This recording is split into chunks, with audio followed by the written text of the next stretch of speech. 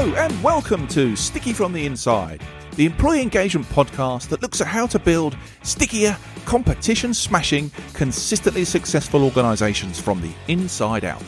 I'm your host, Andy Goram, and I'm on a mission to help more businesses turn the lights on behind the eyes of their employees, light the fires within them, and create tons more success for everyone.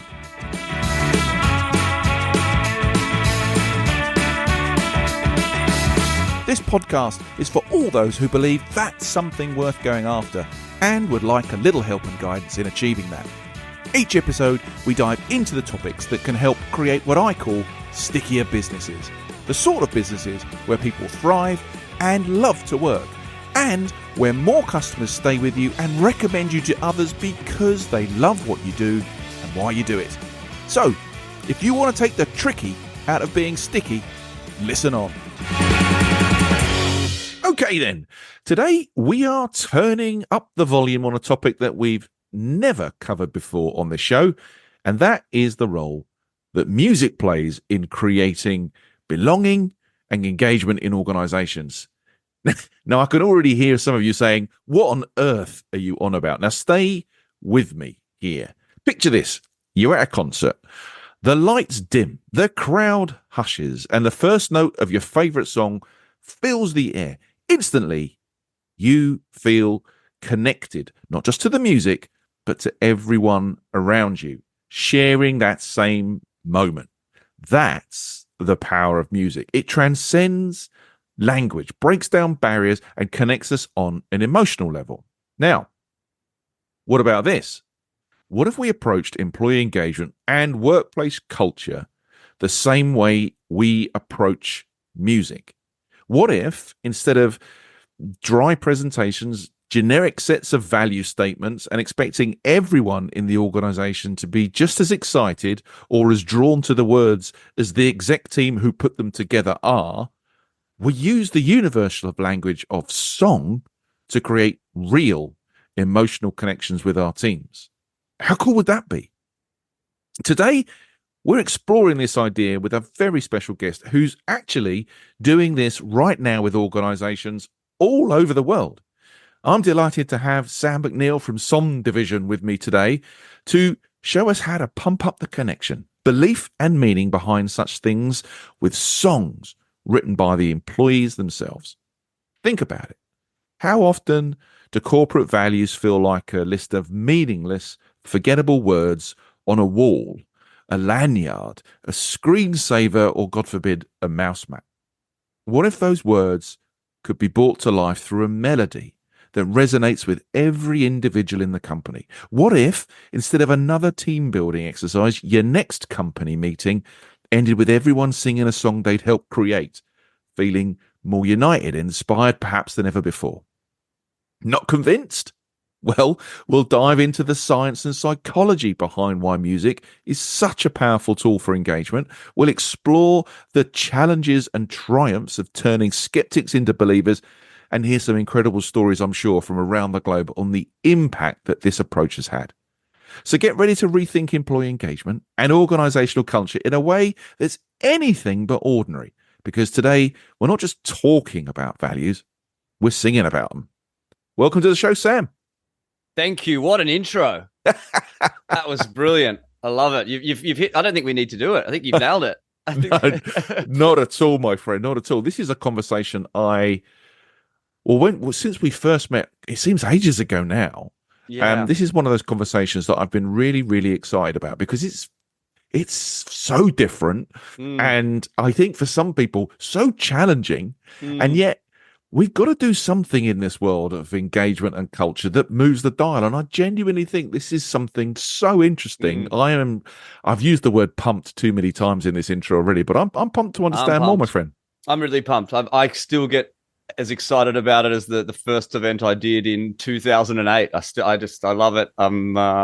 As a musician myself, I get a huge kick out of what we do. So I'm as equally as excited. So thanks for having me. Well, great to have you, my friend. Absolutely great to have you. Sam, before we sort of get into the topic at large, just do me a favor, mate. Can you just give us a bit of an introduction to you, your background, all that kind of stuff? Yeah, definitely. So I'm from Sydney, Australia originally. I started singing very young age. When I was about 6 years old, started singing and getting one-on-one training, vocal training.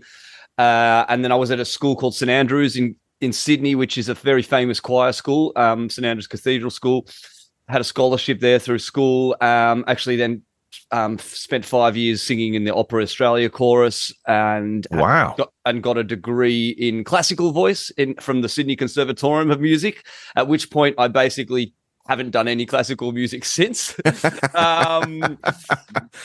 But around that time, started working with SongDivision, where the owner of SongDivision saw me play at a gig, playing with my original band, and needed some extra musicians for a big job with Microsoft that we were delivering in Sydney, which I went along and helped out on, and like everyone else was like, this sounds like it could go terribly wrong. Or I was one of the skeptics, and I was a musician, and it wasn't. It was just unbelievable. And I sort of said to Andy, the owner, how do I get more involved in the company? I love it. I'd love to do anything. So over the next few years, took on a sales role and was sort of selling what we do and doing the odd bit of hosting and facilitating. But at this point, I'm still early 20s. And a lot of, pharmaceutical CEOs probably aren't interested in doing what I tell them to do. So I was sort of worked my way up the ranks. And then first massive job I hosted was for Richard Branson, which was for Virgin, which is on my LinkedIn profile, where we got 1,500 Virgin Australia staff to write a song about what they love about working for Virgin. And then he came in on a helicopter and we sort of surprised him and performed the song for him. And sort of the rest is history. And then 2016, I moved to England to set up a UK office in January. So coming up to 9 years, actually. Gosh, that's scary. Wow. I mean, that's some journey, my friend. Yeah. Nowhere near your kind of level, but I trained as a chorister as a kid, right? And that foundation, that classical foundation, I guess, that's a solid platform for performance. 100%.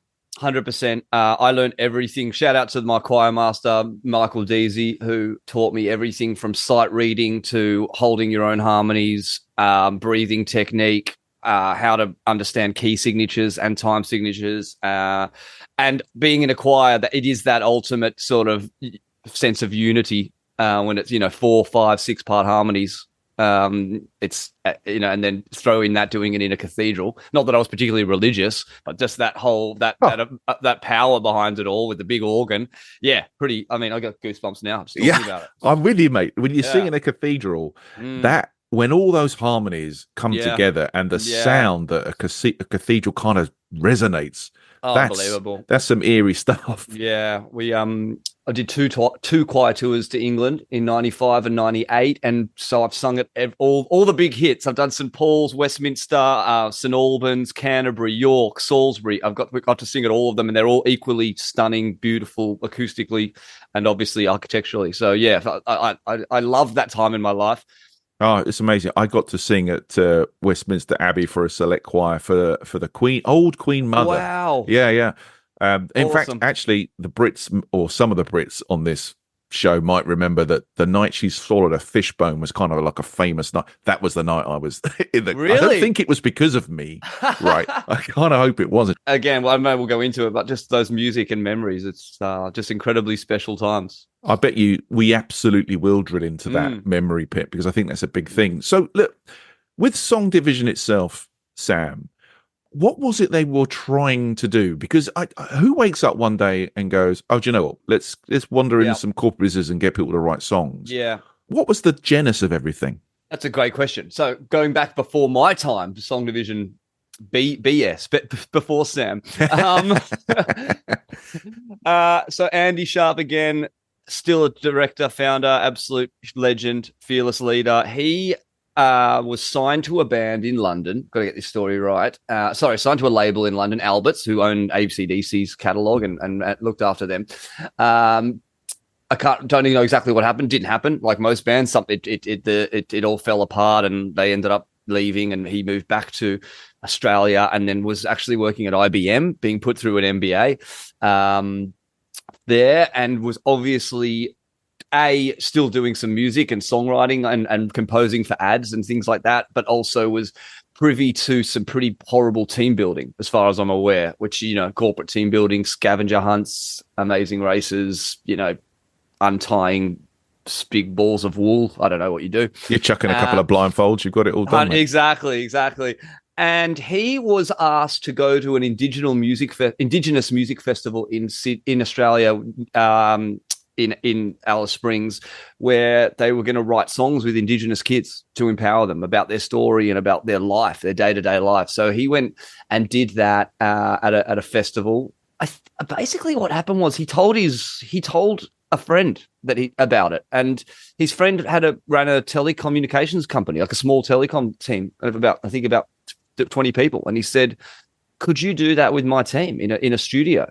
And Andy said, "Well, yeah, we could order some beers, we get some pizza, we could just go in and see what happens." Yeah. And Andy brought in some musicians, and that was that. And then apparently it was just went, incredibly well. And then I think not the Virgin event I did, but I know Virgin or Vodafone was then the next one. And then he left IBM, he quit, and he started SongDivision. So amazing. It was all out of that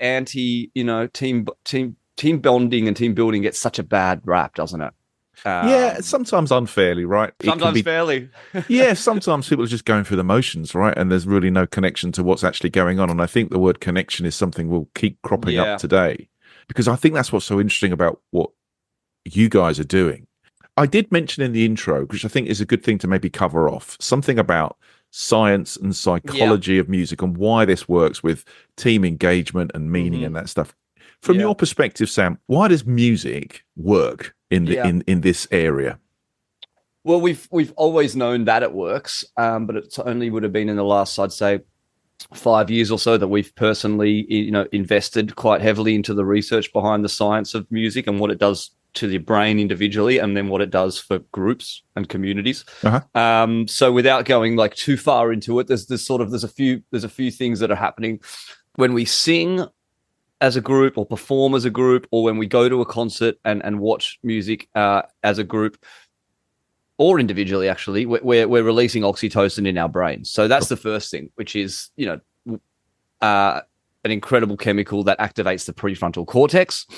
Without getting too far into it, the prefrontal cortex is where all the fun stuff happens in life. That's where we're trying to creatively problem solve. That's where we're thinking outside the box, coming up with new ideas and solutions, creating in general, just creating, and all that great stuff happens in the prefrontal cortex. Anything that doesn't require sort of thinking. So forget about tying your shoelace, breathing, putting one foot in front of the other. That's all the sort of caveman brain. The prefrontal cortex is where we're trying to do something that we don't do every day. So there's that. And the quickest way to activate the prefrontal cortex, one of the quickest ways, is through music. Then there's just the idea that we know that music helps bond and unite people. So when we go to a concert, when we sing in a choir or a musical, or even when we share the gift of music with someone, we're actually creating a unique connection with that person, which is really cool. And that ties into memory as well. So that's the third sort of point, is when we associate something to a memory, or and we use music to associate to a memory, that memory becomes incredibly strong. The best example is that we learn the alphabet to a melody, when we're 2 years old. I don't think anyone could remember the alphabet if it was just A, B, C, D, E, F, G, H, I, J. So there's that. And then, I'm sure the same with you. I couldn't tell you what I had for lunch 2 days ago, but I can sing you word for word a song that I might have had with me and my first girlfriend's our song when we were 15 years old, or that first concert I went to. That's a big one we do as a bit of an energizer at our events, is ask the group to share their first ever musical experience, just as a bit of an icebreaker, because most people can answer that question or have a great answer. And the other thing is we're evoking that memory when we talk about it. So all of a sudden we go around the circle and everyone has their answers. And so mine was Billy Joel and Elton John at the Sydney Cricket Ground, 1996. Wow, it's not a bad start, mate. Not a bad start. Yeah, it was good. I don't know, what was yours? My best experience, I think, would have been Pulp the different Oh, class wow. tour at the NEC. I mean, man, when they came on to I Spy, which is a great track Yeah. from that album. But the floor, it was the first perspective I'd really seen of the floor moving of people. Yeah. Just this bouncing, it was just unbelievable. And Yeah. I'm getting goosebumps Exactly. now, right? I That know. connection to that concert was just brilliant. Yeah. So all of a sudden, you ask that question, the room comes alive, everyone's smiling. The oxytocin, you can almost smell it in the room because everyone's got a great answer. Someone always says New Kids on the Block. You know, no matter what happens, someone's first concert was New Kids on the Block. And it's just a great question. And that's not even listening to music. That's talking about music. Yeah. Like that's unbelievable to me.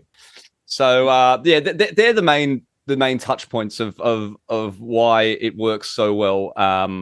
And then we can go into a little bit behind the process. But when you're creating original music, what we don't change lyrics to famous songs or anything like that. So once you're creating something from scratch, no matter how good or bad it is subjectively, you still created it, and there's a sense of pride and ownership over that people really do feel at the end of the experience. But we're probably jumping ahead there. But well, no, there's so much to talk about and so little time. So let's just crack on. I mean, let's just get into the meat of it, right? How on earth do you turn corporate values into a song? So do us a favor, give us a précis or an overview of that process. What happens? Sure. Okay, so the first thing is a sense of trepidation. So, and we did a great event last week, lovely company. And I think that normally we do a lot of big finance and pharmaceuticals, so I have to be very careful. But sure. These guys were super cool, and I'm going to give them a shout out. They're called Miniclip, gaming apps and stuff. And this was top CEO, 7 people, VIP studio experience, what we call it, writing a song in a famous recording studio, and that none of them had any idea. The PA, she organized it all, and so they come in. We're jamming as they walk into the studio. We're on stage, we're rocking out, and the guys have just come in and take a seat. First thing is everyone finds the seat as far away as possible, no matter what. I had 7 seats in a little semicircle, and they're looking for other seats. It was so fun. I'm like, it's all right. So anyway, the first thing I personally always do is introduce myself and the musicians. The one thing we haven't talked about yet is we're very aware that what we do sounds like a bad episode of The Office. So, one of our other unique sort of selling points, I guess you would call it, which is one of my favorite parts of the job, is we use session musicians. A session musician is someone who tours and records full time with incredibly famous artists. So we had 2 of our number 1 guys, Luke Higgins, who plays for everyone from Kylie Minogue to James Arthur to Robbie Williams, and a guy he's a guitarist, and Bubba McCarthy, who's a keys player, who's currently just on tour with Rita Ora and plays with Jennifer Hudson and a bunch of musicians. So we introduced them, and I have photos up of them playing Glastonbury and with these big stars. So it's important to me that people know that these guys aren't facilitators that play a bit of guitar. These are you're going to write a song with the people who write songs for big stars. Once we do that, then we talk about what we're going to do today. So we're going to work with you, and we're going to write a song or a bunch of original songs, depending on what the program is. And that is generally met with a deathly silence, which is. That's in the UK anyway. We have offices in the US that I've done a few events over there, and they just go for it. They love it from the get-go. They're just like, yeah, let's do this. The UK, the Australia, and I'd probably say the Asia, the Singapore office, that there's a little bit more warming up. But I'm very good with the elephant in the room kind of. Let's just firstly, here's what we're not going to do today. We're not going to force anyone to sing on their own. We're not going to embarrass anyone. No one has to do anything they don't want to do. We're here to help. We got these amazing musicians. It's about the collaborative songwriting process, not the performance. We will perform the song at the end. If you don't want to sing the song at the end, or you don't want it, it's fine. No, there's no pressure. That never happens because, like I said, by the time we've done this process, people are a bit obsessed with the song that they wrote. They're very proud of it, which is a beautiful moment as well. And then what we do need is a seed. Like the idea of a song, songwriters talk about the song being a seed. You need something for it to grow from. You need something. Someone's got to bring an idea to the table. So we will ask, does anyone in the audience know how to play 2 chords on any instrument they see on the stage? Piano, guitar, bass, whatever it might be. that's so rare that there's not one person. I mean, we had a group of 7 last week, and there was a guy who played great piano, so he jumped up. So we just say, yeah, give us some chords. What works for you, kind of thing, and they'll start playing. And if they're great at piano, great. If they're all guitar, if they're not great, it's almost even more powerful because our guys listen to the chord progression and start rocking in and just join in and start jamming with them. And people are just like, whoa, it's Andy. it's Andy from Accounts, no one knew that you played guitar. And so that's the first sort of moment of the session where people go, oh, wow, this is going to be cool. And then it's all downhill from there, as in a good way. It's all, okay, got our chords. We let them choose the style. Our guys can play any style. So we'll take those chords and we'll show them a reggae version, rock, funk, disco, punk, whatever they want to do. And they get to vote on the style of the song. And then we just basically get into the lyric writing. So this one was really nice because they wanted it to be about their values last week. And one of the things that's powerful for what we do is not everyone at the company gets a say in your values are. Yeah. I'd imagine. But what they can do is tell you what they mean, those values mean to them in their own words. That's what we focus on. Give me an example of excellence in everything we do. That's a SongDivision value, excellence in everything we do. So give me an example of that. Or what does being, authenticity is a pretty common value. So what does being authentic mean day to day? So we'll run a series of questions that are getting them to communicate in their own words how they relate to that value, because it's also a feedback tool. Yeah. So you've got, we'll do 400 people, big pharmaceutical event, sales kickoff, and we want the CEOs or the bosses to hear that employee totally sees that value in a different way to what they thought, or potentially, doesn't align with that value. I think this is what is so powerful about what you do, because this lack of connection, understanding, meaning, interpretation, relevance is one of the things, the big hurdles that companies trying to kind of inject or get values going within a business always end up stumbling over, because they look great on a piece of paper, but then how do they translate to me? And the minute one person in the organization can say, no, I don't, that doesn't reply, I don't do that bit, everything falls apart at that point. Yeah. So I think what you're doing, attaching real personal meaning to it, that is a fundamental bit of transferring ownership and meaning to something like corporate values. Exactly. I loved your comment about, they paint them up on the wall, or they're on a mouse pad, and I mean, one of our biggest goals for organizations is most people don't know the values of their company, or might know 1 out of 5 of them. So, what our guarantee sometimes we say is, that not only will they know them, we'll be able to tell you the values in the next 6 months, they'll be able to sing you their values. Because again, that music and memory, it's incredibly powerful. So, that's our job is to get them not just remembering them, but for me, it's really important that they somehow resonate with them in their own way. There's got to be a connection to that value, right, other than just knowing it. That is the game of values. That's the game. That's the game of values in total. Do me a favor, because I'm sitting here and I'm thinking about some of the audience, and I'm sure, I mean, you've already talked about you're not making people feel embarrassed or anything, but do you get the other end of the scale as well, in that the people turn up and go, oh, really? And like proper cynical and skeptical, and what happens and how do you deal with that? Yeah. So again, it's about giving them ownership. So there seems to be, whether it's the guitarist on stage who comes up, or it's the more introverted person who can't help but that line doesn't rhyme exactly right with the other line that you've written. They can't help this, or that's spelt incorrectly, or that value, that's not actually what it means. There's just this, I can't even explain it, but somehow everyone's sucked in. Yeah. And everyone, even the biggest, they're my favorite testimonials are those, that people will just say, I thought that was going to be absolutely rubbish, and that was the coolest thing I've ever done. And that's a very common testimonial for me. We don't change lyrics to famous songs, because that really is a recipe for disaster. I did it once. In a client insisted on wanting, years ago in Australia, wanted to change the lyrics to 500 miles. And it was just not a fun experience for them or for me. And then there's also licensing issues and stuff like that. But it's more that that song exists in your memory already. for another reason. This is something that we want to exist in your memory as a standalone experience. So that's a big part of it. That sense of ownership.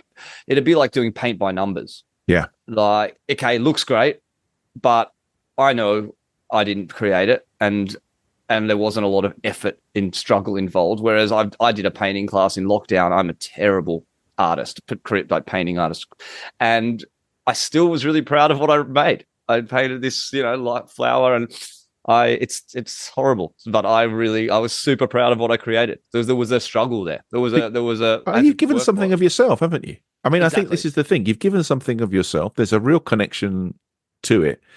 I've used the word too much already. It means something to you, as opposed to crowbarring some words into somebody else's melody. Yeah, exactly. I think it's that sense of purpose and meaning. Last week was really nice. Actually, we'd done the song. We wrote 2 songs. We did what's called a song slam. We do a battle of the bands. So they had to write they were 2 small groups, and then they come and perform them for each other. And then they went off to lunch, and then this girl, she was only female in the group, and she came back in as they were leaving and was like, "Oh, no, I just don't think that chorus is quite right yet. I just think we've missed it." And like, they've all gone to lunch. She's back in the studio working on the song with us. We're like, wow, okay. I love that. Like she really, that was really annoying her that something wasn't quite right about the chorus. So she came back in. It was just a really nice moment. So people, they get attached, and also it's something that you don't do every day. And like I feel very lucky. One of my favorite parts of the job is making people happy and seeing them go through the journey, but also getting to play with these musicians that we use. I would never be on stage with these guys. So that's really cool too. So I think people get a kick out of that. I'm sure they do. I mean, just listening to sort of how you speak, I mean, obviously your passion and excitement really comes through, Sam. And I can imagine for some people, it can be quite an intimidating thought or experience. So there's a real kind of like journey of dealing with some vulnerability, I imagine, for quite a few of your clients. What sort of journey do you see in that? And what happens? It's almost like a bit of a magic trick, and we don't do it on purpose, but we just get to that point where the song's about to be performed and we just don't really drill into it too much. I'll make a big deal of it. It's like, okay, written the lyrics, we've gone through the lyric writing process, we've arranged it, everyone's super happy with it, like everyone's poems are in there, and then our band will perform at once. And we'll be figuring out the melody on the spot. Like, it's not a magic trick. It's not a setup. So they're watching a band figure this song out live, and they find that really impressive. And then often, we'll be on a pretty tight schedule. So we'll be like, right, got it. Good. Everyone up on your feet. Let's go. And we just sort of brush over the idea that they're going to have to do it. And everyone's sort of like, oh, okay. And up they get, and the band starts. The only way I can explain it if you haven't seen it is it's actually more like you're at an Oasis concert and you're singing along. If you can sing, or you're a great singer, that we have extra mics, and often we'll find someone in the group who's an amazing singer and they will come up. But otherwise, it's just everyone up on their feet and it's a big old sing along. So we're just very conscious of not forcing anyone to do anything they don't want to do, but it doesn't happen. And the other thing is often we'll write the songs in the day and then we'll be part of the entertainment that night. So we're the band at their conference. So they've then had dinner, they've had a couple of drinks, and then when we perform the song, trying to you can't get people off the stage is the issue. So there's a few ways we can do it, but I think it's just the pace at which it moves. Okay, the song's done, let's go, everyone up on your feet, and then they're in. I think that's a really interesting thing as well, because the uninitiated, and I would probably put myself in there as having never written a song in my life, we would be sitting here going, oh, it's months of agony trying to get a song out and do it. But you're talking about a very short period of time in which to put this stuff together. Yeah. I mean, we'll do it really quickly. We'll have 30 minutes or 15 minutes at the start of a conference, 15 minutes at the end. That's more energizer kind of stuff. For me, the ones I really love is where we've got a minimum an hour, normally 60 minutes. Normally 90 minutes. Because that's when you can get them really involved. And that's really fun because then they're really getting into it, as opposed to the other ones where it's a bit, all right, let's go. Everyone up on your feet, sing along if you can. I still think that's incredible, Sam. Like in 90 minutes, we'll turn your values into a personalized song. I mean, that's going to get some meaning and connection and some ownership to it. Unbelievable. You mentioned earlier that maybe different cultures take a different approach to this sort of stuff. No surprise to me that the Brits might be a little bit more stand back and watch and observe and slowly get pulled in. Yeah. Do you really see that sort of like big differences around the globe? But does the result the same no matter what, or what? Yeah, it's really bizarre. End result always the same. Big the start, very Australia and England very similar. Very like, oh, really? Do we have to do this? But they're polite about it, but they're like, oh, goodness me. Okay. And then, like I said, about 10 minutes in, they're all in. Asia is the most interesting because they're very polite and they love music and they love karaoke and they love all that. But there's this it's an organizational culture thing. I think permission based. There's a lot of hierarchy, isn't there? Hierarchy. In respect and various bits. Yeah, so you want to be there. You got to be seen to be into it because your boss is in the room. But you probably wouldn't call out a value that you didn't align with, or you're probably being a little bit quieter about that kind of thing. You're not going to question your boss's lyric choice. Exactly. Yes. Perfect lyric boss. Exactly. So, but they absolutely love it too. But they're into it. They're just quiet. I used to, before we had an office in Singapore, I'd run all the events in Singapore and Asia, and I would go over and go like, oh, this is tough. They're not enjoying this, or it's hard, but they were loving it. They're just quieter. But I think that's great, isn't it? I mean, I've learned that lesson, I think, over the years of facilitation and all those sorts of things. In that, whilst my personality might be, come on, let's answer the questions, let's get stuck into everything, let's give us everything now. Yeah, that's not everybody, and it's not.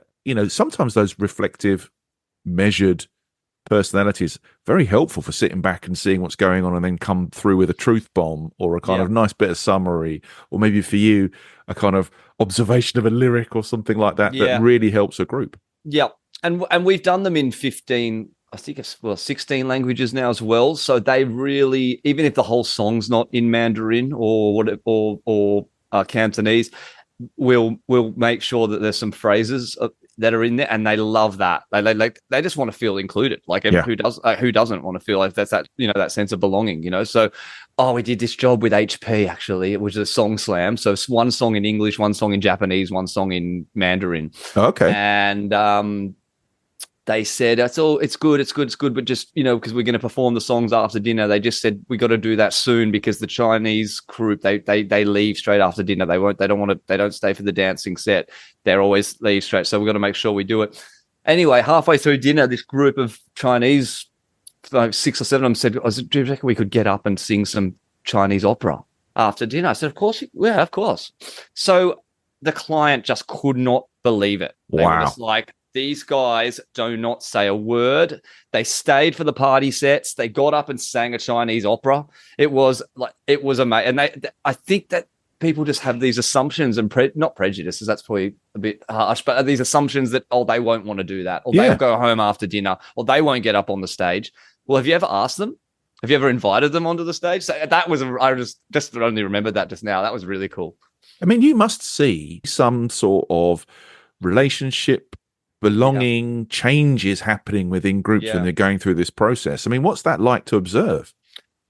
It's really special. I can tell a company's culture normally within 10 minutes of an event. Really? And definitely by the end. It's the ones where they do an awards ceremony and they have the stand up if you've been here for 5 years, 10 years, 15 years, 20 years, 25 years. And at 25 years, there's still 15 people standing up. And you're like, okay, you guys are cool. You probably don't need us, to be honest. You're fine. It's staff retention is a big giveaway. We get to see some.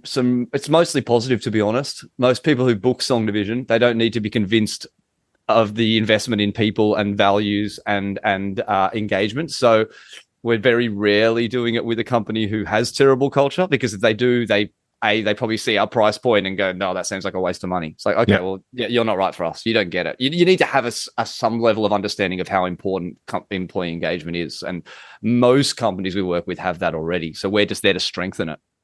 I think that's such a great observation, because when you're having a battle with a client on this stuff, no one wins.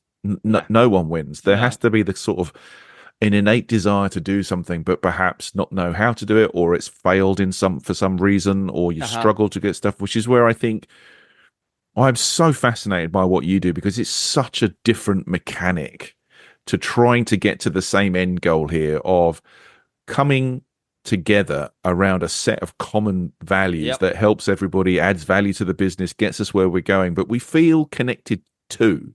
Exactly. And out of all the methodology that I have either done myself or researched, this is different. This is really interesting stuff. Yeah. Well, lucky, because I've done other good team building. I've facilitated other team building for other companies when I was younger, and there is some stuff out there that's great. You know, building bikes for charities, even the drumming circle stuff that we got people who do similar in our world. There's powerful stuff out there. There's nothing I've seen that ties the messaging, because that's the bit. Yeah, because we can all get into a state of euphoria and love. And that can be through doing something for charity or doing an experience. But when you're in that moment and you can tie it to a message, that's the thing that I haven't actually seen done well anywhere else, because I don't know how else you would do that. I mean, I've seen graffiti. I've done the graffiti where you can learn how to do graffiti of your values. That's a pretty cool experience, but it's not really coming close to that linking of music and melody and that bringing of people together. Yeah, I mean, we've talked about or highlighted emotion a couple of times. As a guy in the room who sees this on an occasion, can you see that moment when there gets a genuine emotional connection to the words? People kind of like get into a different space about something that could have been seen as a sort of faceless entity, but all of a sudden they feel connection to it. What happens? What do you see? What do you smell at that point? Sweat. It's often very hot. There is a real I mentioned we do this thing called a song slam, which is if they've got a bit more time, we'll break them into 3 or 4 teams and they'll have to write their own song, and then we have a battle of the bands. That is okay. Not only are we doing something which is going to bring everyone together, but there's a bit of friendly competition, and we've got to we want to beat the other team, and our song's going to win. When we perform those songs, even if you're not the winning song or whatever it is, there is this all of a sudden this euphoric, like I said, this feeling of love that you can almost feel in the room, like an electricity, and and then the other team's watching. We're competing, but we say like, hey, let's fan out for every group. So you got the other groups on watching their competitors playing, and they're clapping along, or they're singing the call and response. So everyone's in, even if it's not their song, and it's just high fives, hugs. I can't explain it. And then someone knows how to break dance all of a sudden. And then someone's on someone's shoulders, and then someone's crowd surfing. And you're describing the canteen at the School of Fame. Exactly. Yeah, it all gets a little bit West Side Story. Yeah. I wish I could explain it better. You'll have to come to. I'd love to, mate. I would love to see it. I'd really love to see it in action. That'd be amazing.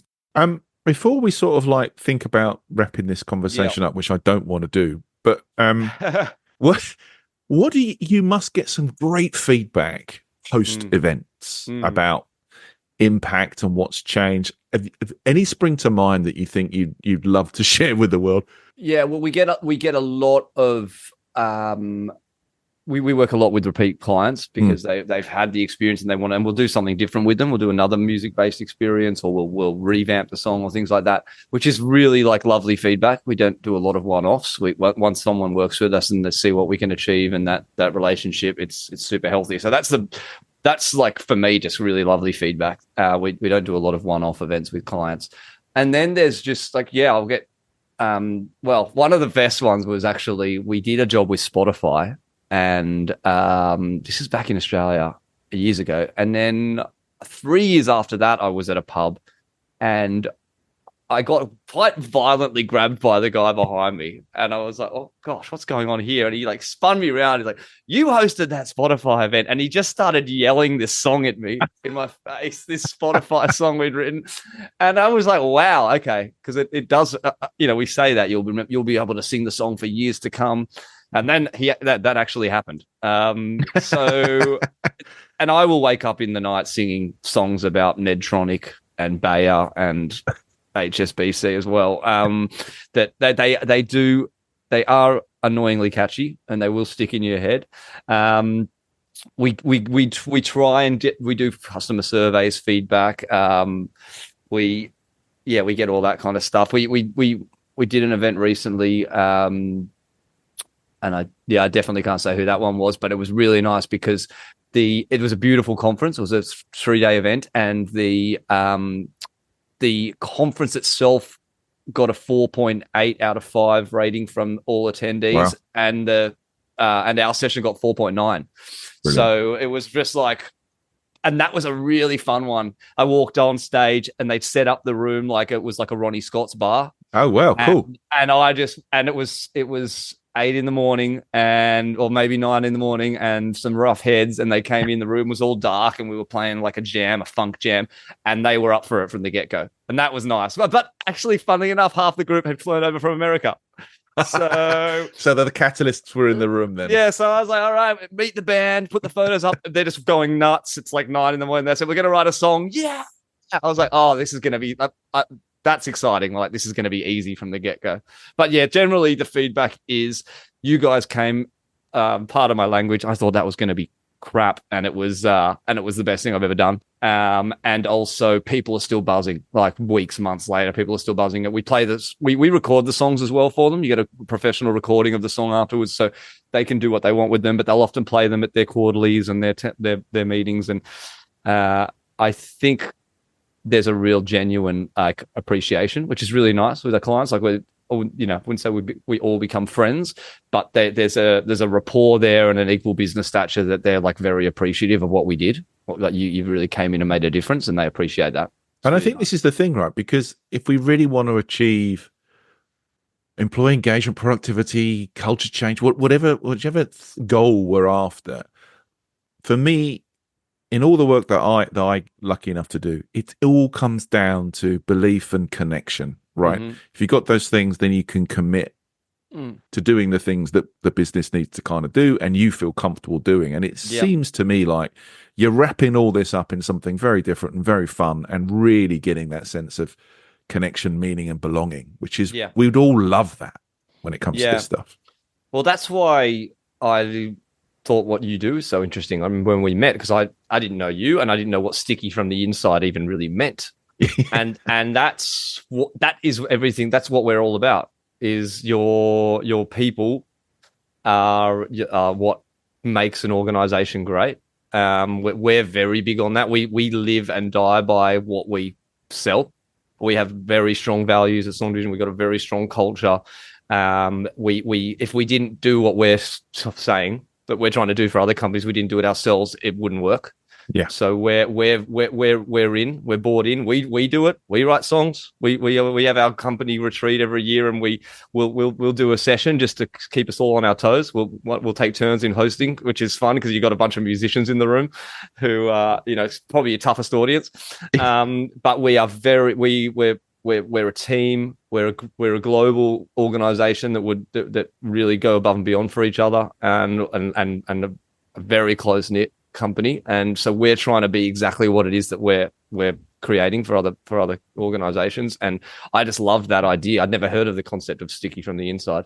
So it was really cool. Well, bless you. I think when you find the connection between what drives the business and what drives the people within it, magic happens, my friend. It is. And that's what people say. They God, you guys are into it. Like people always say whenever I tell them what I do, they're like, "Man, you can really tell you're really into this." I'm not faking it. But we're all obsessed, all the musicians, and when we all get together, all we want to do is jam, play more music. It's a really beautiful thing. It's all top down too, as far as our Andy and his wife Marsha, who's our head of global growth.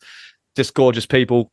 I feel super lucky. I've been doing it now since it's going to be 17 years or something. Wow. Amazing. Sam, I've spoken to you a couple of times. It's always a whirlwind. You've got so much energy and passion, which I absolutely love. I would have this conversation for a lot longer than I have today, given the chance. But in an attempt to kind of summarize where we've got to today, my friend, I have this part of the show I call Sticky Notes, which is where I try and see if you can give us 3 pearls of wisdom that you could fit on little sticky notes. And in this case, if people are looking to try and, I don't know, improve employee engagement, get more connection to things like values and mission statements, all the rest of it, what 3 pieces of advice would you give them to look at this in a different way? Okay. Well, the first one I was going to say is a bit of a SongDivision tagline, but it's just so true. And it is life's better with music. And I'm biased, obviously, but it unfortunately, it is true. Even if you're not into the science of it all, life is just better with music. There was the second one I thought was we had a client, I think it was KFC in Australia, but the big boss said, you know what I like about you guys? You take fun seriously. That's nice. And so I'd say take fun seriously. It doesn't need to be SongDivision. You know, there's things you can do with your people to bring out the fun and the inner child in them. Music's just one of them. I mean, I was gonna steal. I've got a few, but I also like. Just coming back to what I just said about you, mate. You be sticky from the inside. You're only as good as the people that are on your team and in your own organization. So make sure that they're looked after and feel engaged and feel they have purpose within the organization and feel that they have a voice and feel that they have buy-in. I don't know how do you summarize that in a sticky note? I'll take that as your sticky note, mate. Believe me, that is all that needs to be said. And you don't have to book SongDivision, by the way. We'd love you to. But there's, gift music. With few ideas we always share with our clients is create a work playlist where everyone can add their music they love to listen to when they're working. The gift of music, vouchers, concert tickets, that kind of stuff. There's so many ways that don't need to cost you an arm and a leg to bring music into your workplace that don't have to be with SongDivision either. We'd love it if it was, but of course. And so, look, if people want to find out a bit more about you and SongDivision, Sam, where should they go? So it's all SongDivision, songdivision.com. Social media is all at SongDivision. Cheeky plug, actually. We've just rolled out a brand new program called Team Harmony. So that's a part L&D meets part immersive learning. And there's 6 modules within that. So rather than we're going to write a song about your values or your sales targets, they're more training-based workshops where let's, for example, the first module is called Team Cohesion. There's a module on belonging. There's a module on employee feedback. And we'll explore the pillars required to run a cohesive team, for example. And then we'll write a song about that. So it doesn't have to be messy values-based. So we're really excited about that. You can go to songdivision.com and you'll find the Team Harmony link, which is on there. And then I'd love anyone to grab me on LinkedIn. I'm a big LinkedIn guy. So if please find me on there as well. Yes, if anybody listening is struggling for energy one day, just try and find one of Sam's posts there. You won't be suffering with energy loss for very long. Yeah. Sam, I have loved talking to you today, mate. Thank you so much for coming on, my friend. Me too, man. I really appreciate you having me. I'm a big fan, and we should do it again sometime. Next time I'll have the guitar. Yeah, yes. We'll do now that does sound very David Brent, which we will leave well in the rearview mirror. You take care, my friend. All right, mate. Thanks, Andy. All the best. Okay, everyone. That was Sam McNeill. And if you'd like to find out a bit more about him or any of the things we've talked about today, please check out the show notes. So, that concludes today's episode. I hope you've enjoyed it, found it interesting, and heard something maybe that will help you become a stickier, more successful business from the inside going forwards. If you have, please like, comment, and subscribe. It really helps. I'm Andy Goram, and you've been listening to the Sticky from the Inside podcast. Until next time, thanks for listening.